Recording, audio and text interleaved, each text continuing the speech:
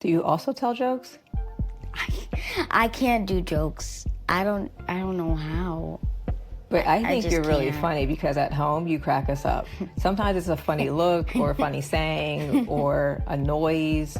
So do you do that with your friends? One time I was in class and the fifth graders were making a loud noise and I was like, fifth graders, am I right?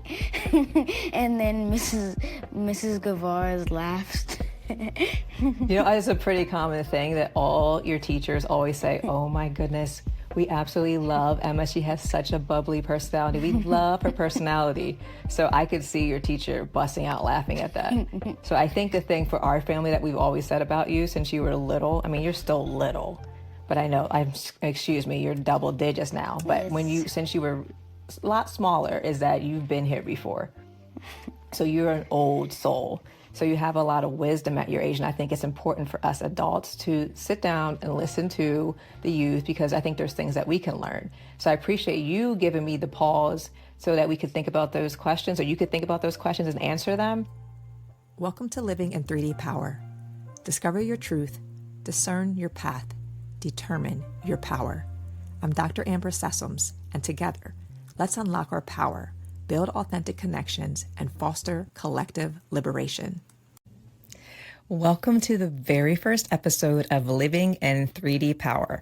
I'm Dr. Amber Sessoms, founder and chief visionary officer of Natural Inclination, LLC, where I help courageous leaders like you, yes, you, create liberatory spaces to live authentically and align with your values. And yes, we're doing this finally, diving headfirst into conversations about growth, alignment, and living on purpose. And today, we're kicking things off with a practice that's as simple as it is revolutionary: the power of the pause. This is about slowing all the way down, not in a let me binge a show for 12 hours kind of way, though no judgment if you do, but in a way that reconnects us to awe, wonder, and the everyday magic we've forgotten to notice as adults. And listen, nobody does this better than kids, specifically my 10-year-old daughter, Emma. Now, if you've ever had a conversation with a kid, you know they will humble you real quick, but they also remind you to see the world through fresh eyes. That's why pausing to listen to children is a personal practice for me, not just to connect with Emma, my last baby, but to learn from her. Because let me tell you, she's over here dropping gems like it's her full-time job, y'all. Kids have this way of reminding us about the beauty inside the small stuff, the things adults often brush past because we're too busy. Spending time with Emma keeps me grounded and present and helps me to pause and see the world differently. And honestly, it's taught me a lot about myself. In fact, it's why I often refer to myself as a perpetual toddler. Now, let me explain. The phrase came to me after watching Emma as a baby. Toddlers, they have this way. They are the blueprint, y'all. They are curious, asking why. They are authentic. They don't hide their emotions or thoughts. They are uninhibited explorers. They challenge rules that don't make any sense to them, and they embrace discovery as a lifestyle. And it hit me one day. This is who I want to be. Someone who stays curious, unapologetically authentic, and not too big that I don't take time to soak in the awe and wonder all around me. But here's the challenge. As we grow older, life distracts us. We stop asking questions, wondering, dreaming, and witnessing the miracles all around us, which is why we are doing this podcast, to help us reconnect with those natural inclinations. See what I did there? Rediscovering the people we were always meant to be. But let's be real for a minute. This world is heavy. We're starting the year with headlines about devastation, despair, and displacement, like the fires in LA and Altadena communities. They're grieving, losing 24 lives, 40,000 acres burned, and people displaced. It is heart-wrenching. Yet even in the ashes, I see hope. I see people waging love, stepping up for their neighbors, and caring for this planet. That hope fuels me, and it's why these conversations with Emma feel so grounding. She is my legacy. She is our legacy. So if you're struggling right now, I hope this reminds you to keep your eyes on what truly matters. building a beloved community, one small intentional action at a time. Okay, real quick crash course for anyone new to my work. This podcast is rooted in my 3D Power Tools framework. 9 years in the making, y'all. It's built on 3 phases. 1, discovery. What stories, beliefs, or narratives have shaped how I see myself and others? 2, discernment.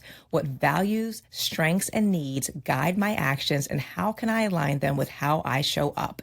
And 3, determination. What courageous actions can I take to transform my community while staying grounded in who I am? These phases guide the questions and reflections we'll explore together. So here's how this thing is going to flow. Each week, I'll pull a few prompts from my curiosity cards that I share on social media. These are the questions I designed to help us reflect and realign with our values, our strengths, and our needs.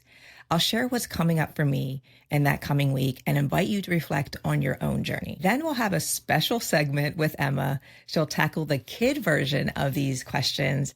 And let me just say, she doesn't hold back. Her honesty and wonder are exactly the grounding reminders we need. And yes, I'm preparing myself for some honest truths, but it's worth it. Afterward, I'll share what I learned from her wisdom, and together we'll reflect on how to bring these lessons into our lives. So are you ready? Let's dive into my take on this week's curiosity card prompts, and then we'll hear what Emma has to say. Let's go. Okay, so I developed these questions into the new year. It was January 6th. I'm thinking about, what do I want to bring into this new year? A lot of people do these New Year resolutions, and I was thinking about an integrity inquiry. And that is really quarterly. It could be monthly. It could be twice a year, however frequently you want to do it. But it's really about, where are you in and out of alignment with your values, strengths, and needs? So it asks you questions about, where have you shown up best? And what are the things that you need to work on? So that's kind of how I developed these questions. And I'm going to pick 3 in the adult version questions, and then we'll turn to Emma in the next segment and ask her the kid version. But the first question is about the phase of discovery. Which moments from the past year have brought me the most joy or pain? And what do they reveal about my values? And I think about that, and what comes to mind is the most joyous moment was just thinking about it, right? It's when you can think about what it makes you feel like. So I just felt a warmth over my chest and my body, and a looseness in my shoulders. And it's the day that my brother and sister-in-law said that they were pregnant again.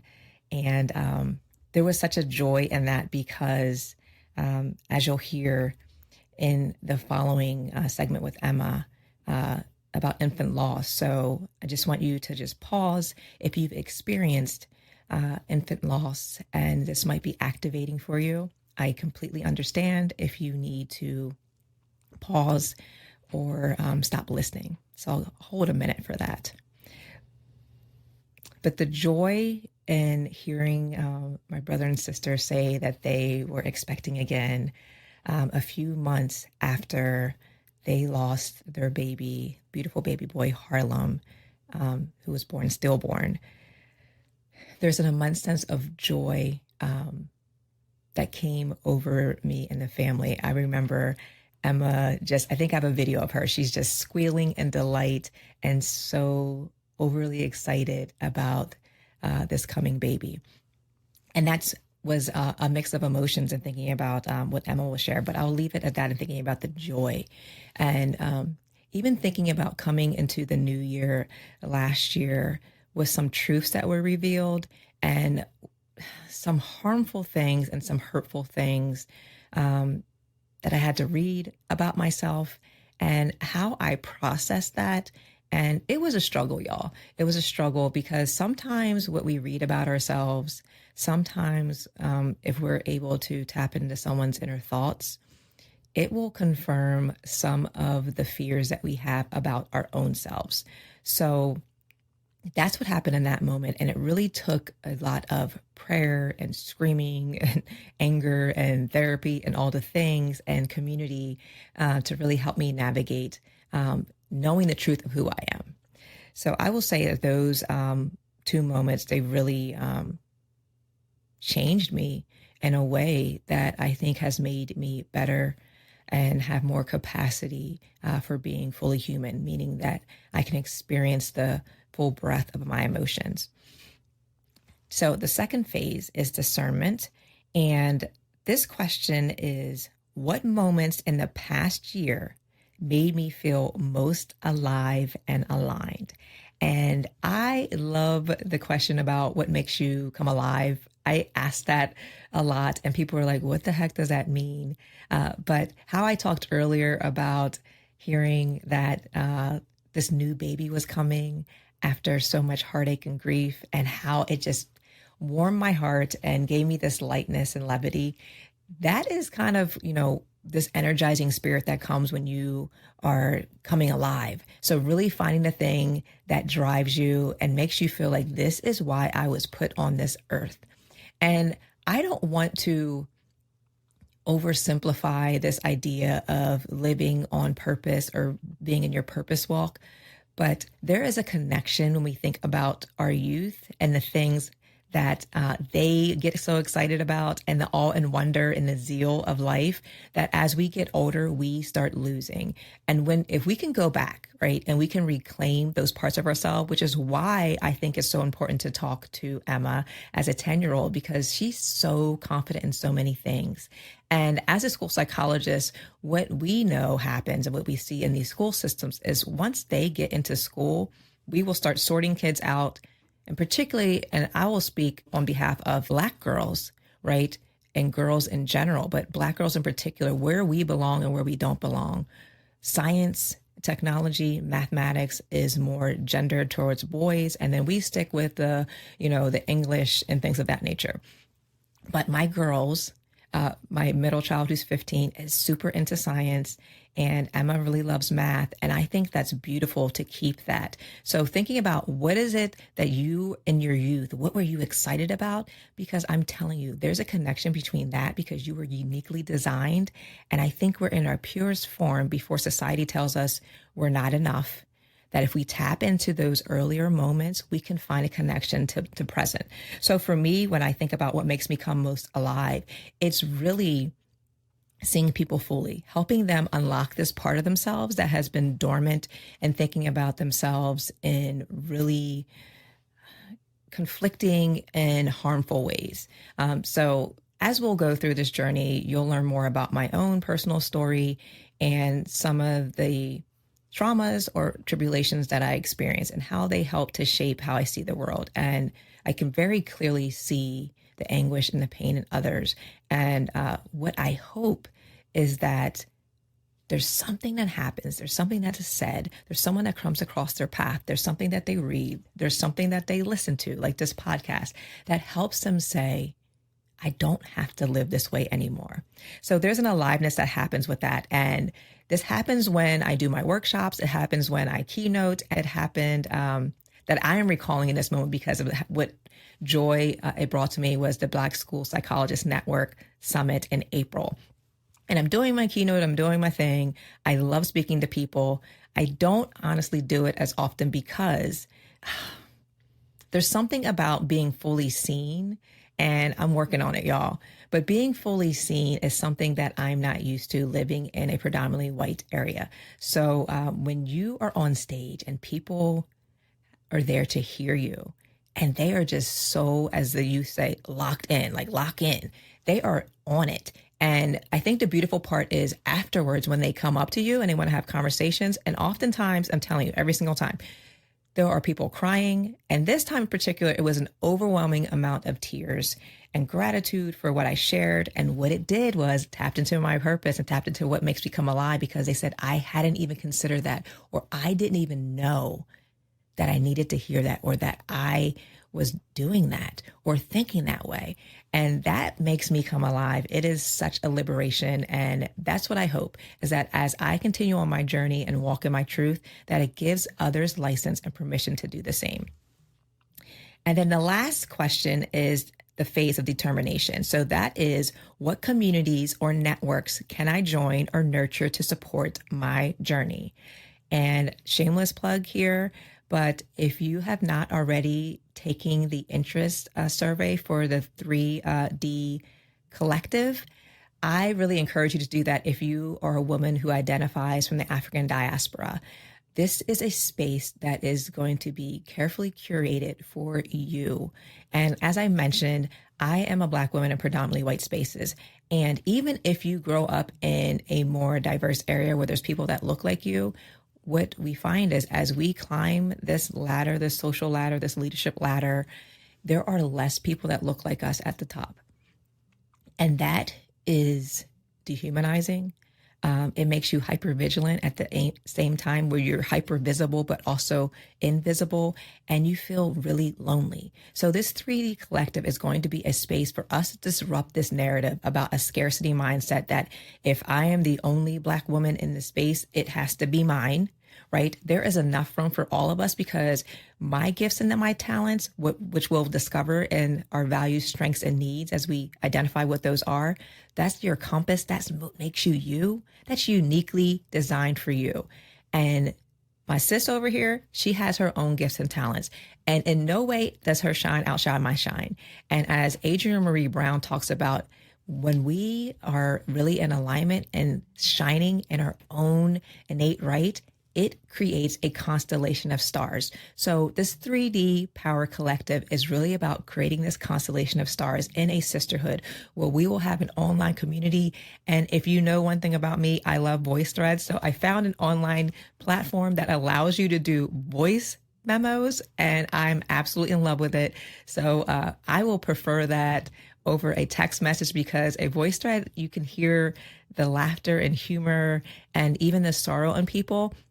And it's a really beautiful way. So we'll have voice memos, we'll have forums, we'll have a space where we can celebrate each other and cheer each other on and gas each other up and say, I'm proud of you, in a world that will say, sit down somewhere and dim your light. And we're going to say, we are shining over here. So I encourage you, if you're a woman from African diaspora, to please join that. And then also thinking, if you do not identify that way, my Substack. So please subscribe. And that is where you will find this video. If you are listening and not seeing me and seeing Emma, that's because you're not on my Substack. So if you get on my Substack and subscribe, you will see the live footage of our conversations every week. And I think it just makes it really special when you can see kind of what we look like, especially Emma, because she's super cute. But please join that Substack where we'll have content on there and resources and support and ongoing unfolding of other projects on the Substack. So those are the communities that I'm forming. And it's really tied to my doctoral work, which was on online learning communities. And I was driving the one day, maybe last year, year before, and God was like, ma'am, sis, daughter, like, what are you doing? You did all this work, blood, sweat, and tears, toiling over this dissertation on Black female identity development and online learning communities. And you're not applying that in that format in your work in this present moment? Come on.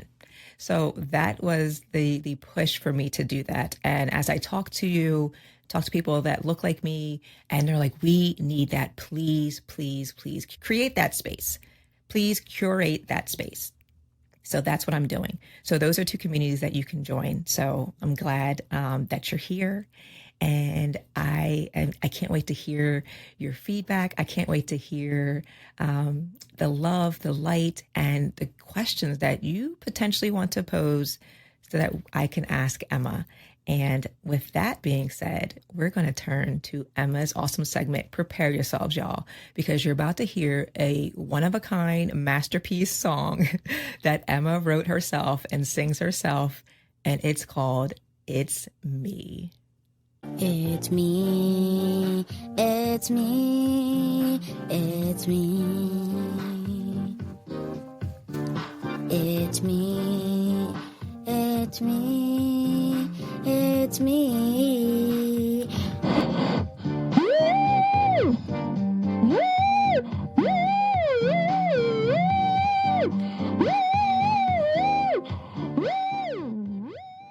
Hi, it's me, Emma, and Should I say mommy or should I say Amber?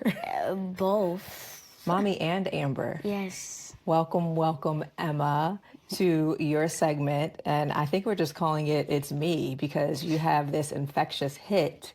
So I think the first thing that I want to ask you is tell me about that song that you came up with. Like, what inspired you? How'd you come up with that?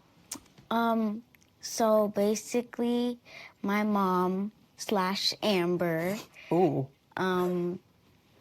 got me this karaoke machine for Christmas, and she actually forgot about it until my grandma said like the word sing or something, and there was this button for like activities, and one of the activities was your choice. That's what it was called, and there was like beats, and then this one beat, the word "It's Me" just came to mind, and then I just kept singing and singing it.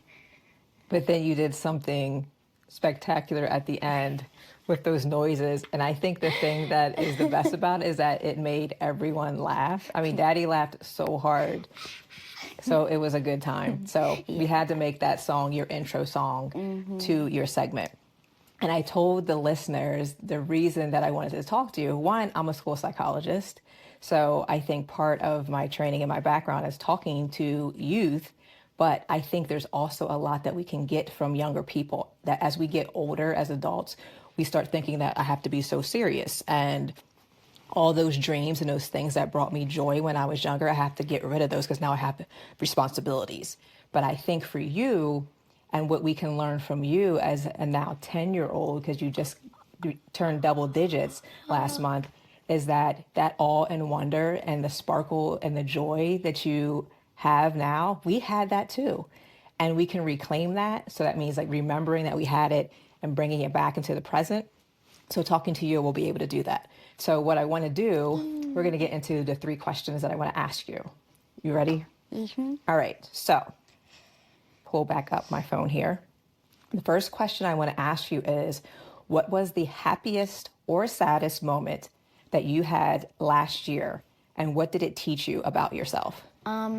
So one of the happiest moments was meeting my baby cousin Coco, and one of the saddest moments was losing my other cousin Harlem, and it taught me to take care of like little babies more and like appreciate them and keep them close because they are just so tiny and they could get hurt easily. So you gotta take care of them. Hold their head. Yes. Yeah, so that was a special moment where you got to hold her.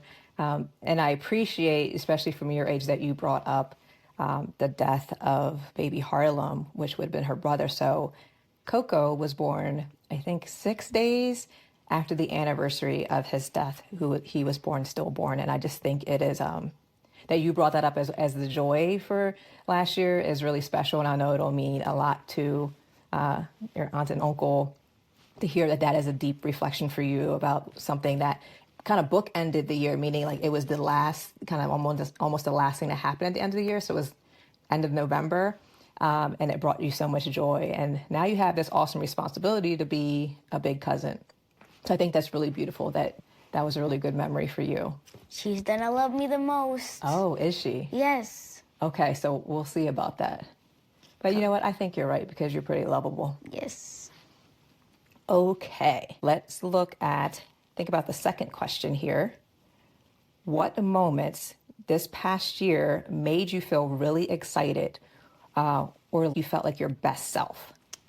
When it was my birthday and I got like all these presents, I got this sweater that said in my double digit era, and I also got makeup and a Aretha Franklin shirt, and I also got my double digit book, and it was like all these memories, and it made me feel like happy and myself. And there's some goofy pictures of me in there too. It's actually over there. Do you want to get it? Sure.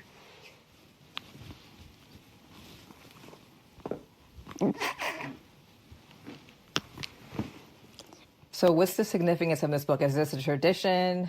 It's a tradition that has gone on since my oldest sister turned 10.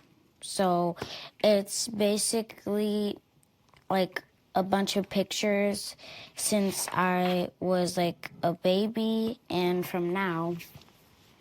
And I remember you said probably months before your birthday, you kept saying, I can't wait to get my double-digit book. And finally you received the book. And what else is in there? So there's some letters or some notes in there. So who are the letters from?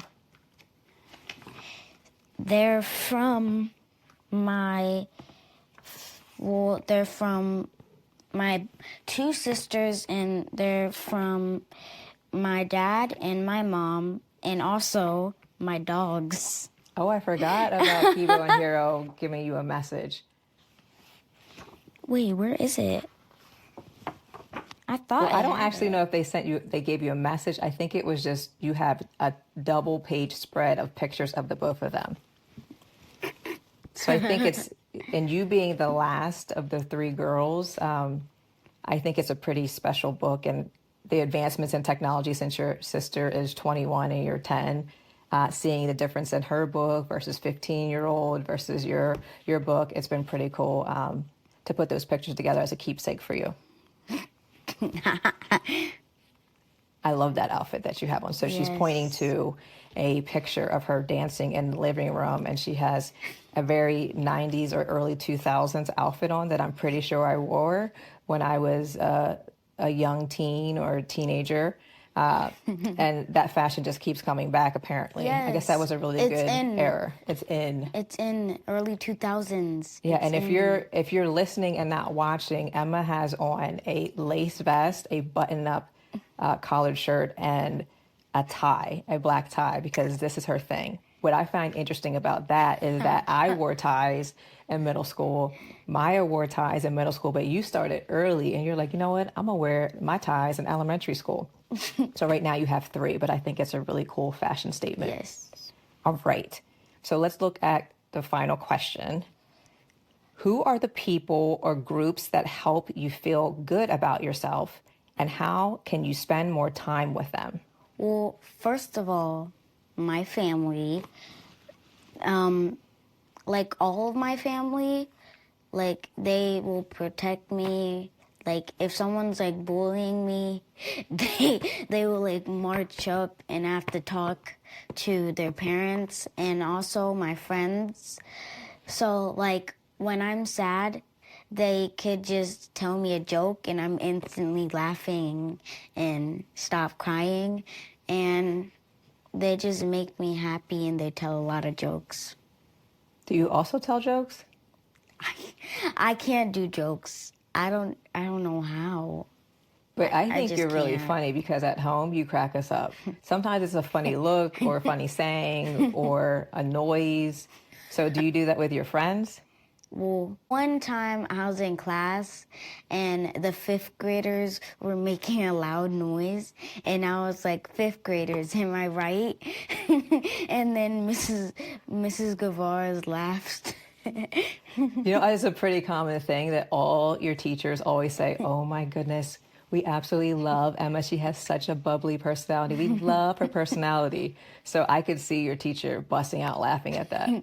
So I think the thing for our family that we've always said about you since you were little, I mean, you're still little, but I know, you're double digits now. But since you were a lot smaller, is that you've been here before. So you're an old soul.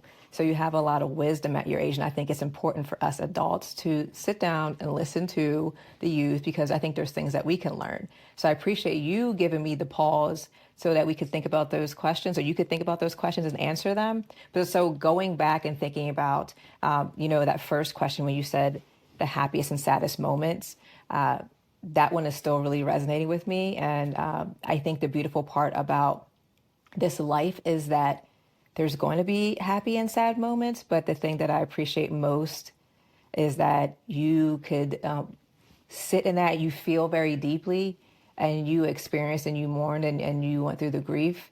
And then you got something beautiful on the other end, and now you have this awesome response. She's so cute. She's like so a cute. baby doll. She is. I mean, She doesn't she's even look perfection, real. y'all. But we're not biased. Yeah. We are. Just a little bit. And we can be, because she's perfect. Yeah, so I think that's beautiful to think about the highs and lows from the year. As it taught you that you have to take care of people that are more vulnerable than you or smaller than you. And for you at 10 to recognize, like, I have this awesome responsibility, that I have to look out for people that need my help. And I've always seen that in you, even when I see strangers that are crying. I remember at the pool when you were doing swimming lessons and that little girl was crying and you were looking at me and I'm like, do you want to go over and talk to her? And you went over just to comfort her. And I think that's a really special thing about you. And so as your parent, what our job is and what we're charged with is to make sure there's a scripture that talks about raise up a child in the way that they should go. And what that really means is that we find what makes you come alive, what makes you excited, what makes you feel like your truest self. And part of that is your compassion and your heart. So my charge and my job is to make sure I nurture that so that when you grow up, you can be that awesome, compassionate adult in this world that I see now. Because sometimes what this world does is as you get older, it can get more challenging and get harder, and you forget the things that drive you, that you're passionate about. So my job is to make sure you always keep that. You always keep that and know that it's a special gift that you have, and that I can't wait to watch how that flourishes and grows. So I'm just glad that we got to sit down and have a couple minutes together and listen to your song. It's me.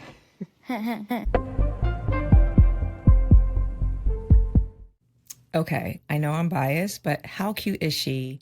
I'm so excited as we continue this unfolding of what this podcast will be. And as Emma and I were talking after the fact, we talked about, wouldn't it be really cool if she interviews me? So as we'll move forward, Emma will be asking me the adult version of the questions. So in real time, we can have a real conversation about my perspective on life and then hers. And so you'll get to listen in to see what that is like. But for now, I hope you really enjoyed her take on those kid questions. So we're going to review those and just touch on a few things that really spoke out to me and make some meaning here. So that first question I asked her, what was the happiest or saddest moment you had this year? And what did it teach you about yourself? And I don't know if you could see on the film, if you're able to watch, when she said baby Coco and baby Harlem, I had to get myself together. But because I'm mic'd up, I'm like, let me not do a deep breath, because I will do a deep breath in a minute. And I'm going to give myself permission in the future that whatever comes up for me and however I need to respond, even if we're recording, that I will allow myself the space to do that, because she needs to see that. But it was just beautiful, painfully beautiful to hear her describe the joy and the pain of last year. And kids will do this, especially Emma. She's a really special gift. She's really empathic. She's really in tune to her emotions. So she will give you the permission to really be expansive in how you show up in the world. And I think of that even after the election. And she was just in tears and she just hugged me. And she felt troubled about going to school that day.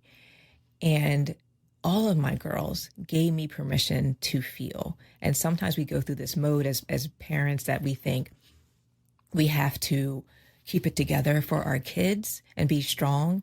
And there's nothing more healing and grounding than for them to see you in the fullness of your humanity. So sometimes I forget that, even as a school psychologist, and they gave me permission that day. And Emma, and reflecting on baby Harlem and baby Coco and the miracle that they both are, and the miracle of holding Coco and being like, I have an awesome responsibility, reminds me that we have an awesome responsibility as parents, as caregivers, as an older generation, to really continue to build a legacy and make sure that we're speaking life into those that come after us, not forgetting the generation behind us, but really thinking about the words that we're speaking and lifting them up and nurturing and supporting them.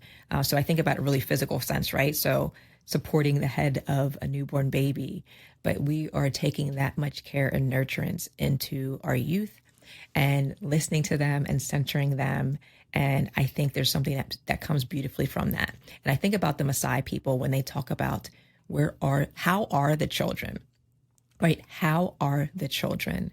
And I believe that we need to do, well, I know it to be true as a school psychologist and just navigating this earth, that we have to do a better job of nurturing our babies and our children, because they literally are the future. We talk about that, but they literally are. So, and they have a different way of seeing the world where they want better and they want different, and they are going to disrupt this thing and shake it up, and we can't stand in their way.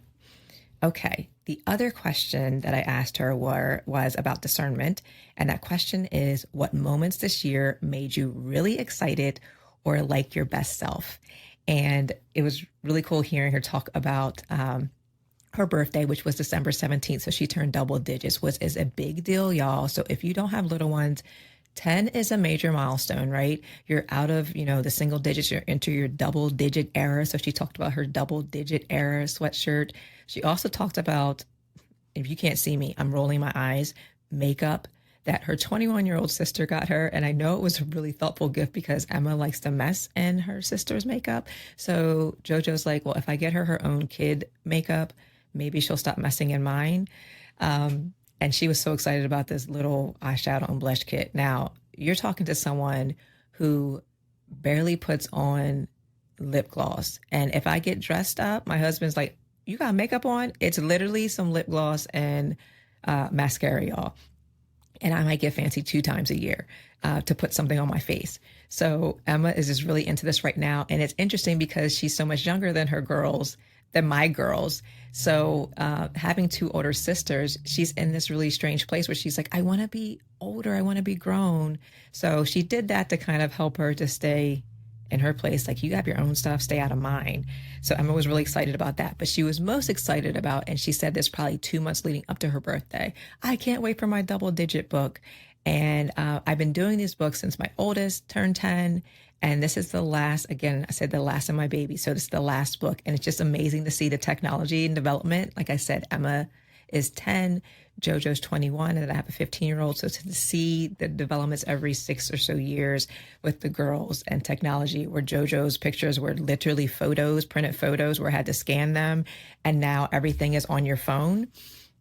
But Emma was so excited to get this book, and we incorporate our own personal messages to her as a family.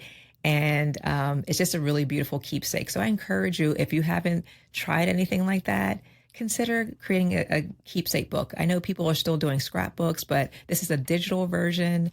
It used to be my publisher, and I think it's now Snapfish. And it's just a really beautiful thing. So I will share the link for that and maybe upload some pictures so you can see what that book looks like. And if you look at the video, you can see that Emma goes and runs to the coffee table to get the book, because we store all of those books right there on the coffee table. And she showed the audience that. So if you are a subscriber on Substack, you can see the actual footage of her looking through some of those books. And then the last question I asked her was, who are the people or groups that help you feel good about yourself, and how can you spend more time with them? And I'm hoping it wasn't just because we were filming, but I know this to be true, but her family. And again, I said, Emma is really empathic. She really loves connection. So she really enjoys spending time with mommy and daddy, and she's hoping she can spend more time with her sisters. So when she has those moments where she's spending with her big sisters, I mean, it is everything to her. She absolutely lives for it. And it shifts something in her. And it's just so beautiful because she feels like she's a part of something, that her big sisters love and support her. You know how that sibling thing can go. And because there's such a big age gap, they're all 6 years apart, Emma sometimes feels left out with them. So she really loves that connection. And then especially loves her friends. And I'm always big on making sure my girls have really good friends that, again, are speaking life, that are not harmful, that are not doing things to cause destruction. Because as a school psychologist, I've seen a lot of things. So if you've been in that field or been somewhere where you've seen a lot of trauma or harm or even, unfortunately, death, it does give you a different outlook on how you see the world. And knowing and having this now consciousness about what are our kids exposed to. So hearing Emma, and now that she's at this age where she wants to hang out with her friends, and knowing that her friends' parents are good people, and that it just brings me so much joy. So she talks about they'll cheer her up at school. They'll come up to her. They joke with her. I think Emma's really funny, but it's interesting to hear that she's like, I'm not good at jokes, because at home she will make us belly laugh. And sometimes it's like, it's really funny where we're trying to keep it in, because it's like, well, maybe we shouldn't be laughing at this, because she'll just be so honest sometimes. But to hear that her friends support her and they encourage her is really great to see, because we know with girls, relational aggression is real. And now it's not just with the girls, where the bullying mentality. And if you are someone who looks different, so Emma's in a school district where she's one of the few Black girls in a district that's about 1.85% Black, there's a lot of harm that can come her way. So it's just encouraging to hear that she has excellent friends who encourage her and who support her. And because of the way that Emma is, I don't see that she would attract any other people. And if she did, she would let them know. And I encourage her to do that. And she has, as early as preschool, where a boy did not like her friend who also happened to be Black, and he didn't want to touch her hand because he thought her hands were dirty. And we had to process that as a then 3-year-old about what that meant, and that she had beautiful brown skin and beautiful hair and all the things. And she carries that with pride now, even in first grade, when a boy was looking at her skin and didn't like the color of her skin, and she was confidently saying, I have beautiful brown skin and beautiful brown hair. So encouraging our youth encourages us. So it's about me going back and reclaiming my youth when I didn't feel like I belonged as that little Black girl, one of the only little Black girls in my school, and going back and telling little Amber, you are beautiful. You have beautiful brown skin and beautiful hair. And to see that manifestation in Emma has been absolutely beautiful. So I just really hope that you enjoyed our conversation. I hope you really enjoy this first podcast, and think about next week. Emma and I will be in full conversation. Well, she'll ask me the adult questions and I'll ask her the kid questions. So I'm really excited to see how that unfolds, and I hope you tune in. And as a reminder, again, if you have not subscribed, please go to the show notes and subscribe to my Substack, because you can see the live video every week for this podcast. And also, if you are a woman of the African diaspora, please take the interest survey for the 3D Power Tools Collective, because I'd love to hear from you as we develop this, and the unfolding will come soon and reveal will come soon. And please like, share, and connect on all your social media platforms. You can find me there, Natural Inclination, on Substack, all the things, Instagram, Facebook, TikTok until I think the 19th, until it might be shut down, and also LinkedIn. But I look forward to connecting with you. And make sure you drop in the comments a question or questions that you would like me to pose as we continue this conversation. I hope this encourages you to ask yourself these questions, create some space for yourself to ask yourself these questions, but even more importantly, to do that with a loved one, particularly our youth. So mommies, daddies, aunties, uncles, caregivers, ask your babies these questions and see what that unlocks in you. And I'll see you next week.